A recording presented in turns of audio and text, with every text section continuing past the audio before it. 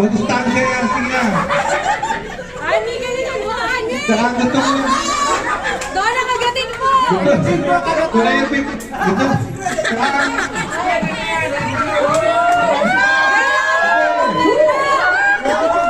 Ang style daw dyan, kagatin. Para maputas. Tapos, di dadami. Para malaman nyo, ang nagugat ng bote si EJ pagkagaling niya sa CR.